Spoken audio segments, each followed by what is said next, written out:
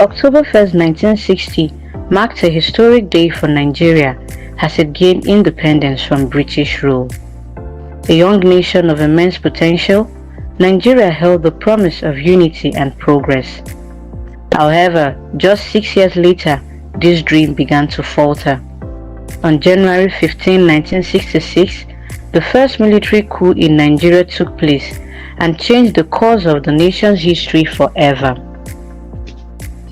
At independence, Nigeria adopted a parliamentary system with Sir Abubakar Tafawa Balewa as the Prime Minister and Dr. Nnamdi Azikiwe as the ceremonial president. The three major regions, Northern, Western and Eastern, were dominated by the Hausa Fulani, Yoruba and Igbo ethnic groups respectively. However, the nation's federal structure was fraught with tensions.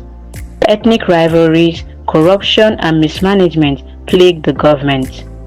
Regional leaders like Ahmadu Bello in the north and Obafemi Awolowo in the west prioritized ethnic interests over national unity. By the mid-1960s, election rigging, violent protests, and economic inequality deepened this divide.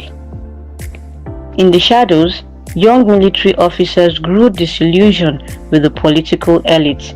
Among them was Major Chukwuma Kaduna Nzeogo, a bold and idealistic officer stationed in Kaduna.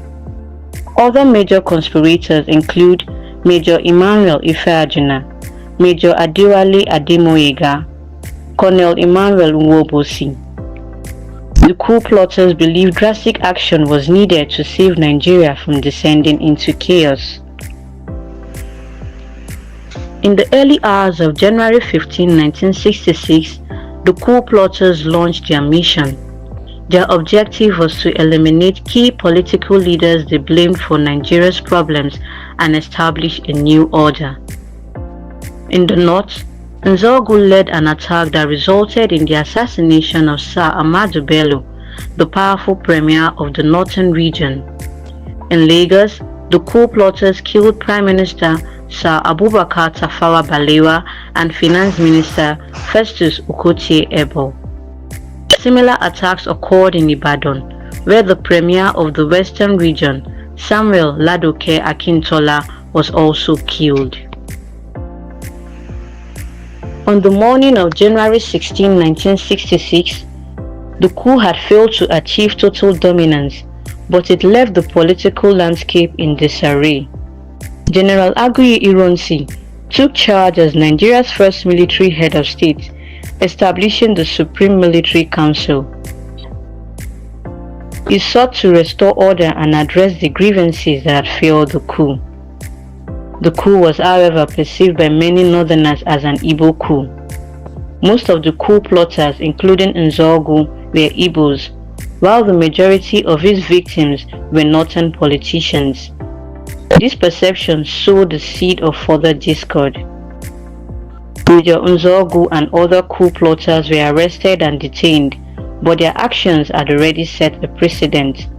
The military had intervened in Nigeria's politics, and the consequences will be far-reaching. The January 1966 coup marked the beginning of military involvement in Nigeria's governance, leading to decades of instability. 6 months after the first coup, General Ironsi was overthrown and killed in a counter-coup, plunging Nigeria into further turmoil. This event set the stage for the Nigerian Civil War, a devastating conflict that will claim over 1 million lives. Today, the first coup serves as a reminder of the dangers of political corruption, ethnic rivalry, and the erosion of democratic values. It remains a critical chapter in Nigeria's history, shaping its journey as a nation. The story of the first coup in Nigeria is not just one of betrayal and ambition, but also of a nation grappling with its identity. As we reflect on this pivotal event, we are reminded of the resilience of the Nigerian people and their enduring quest for unity and progress. Thank you for watching, and don't forget to like, share, and subscribe for more historical documentaries.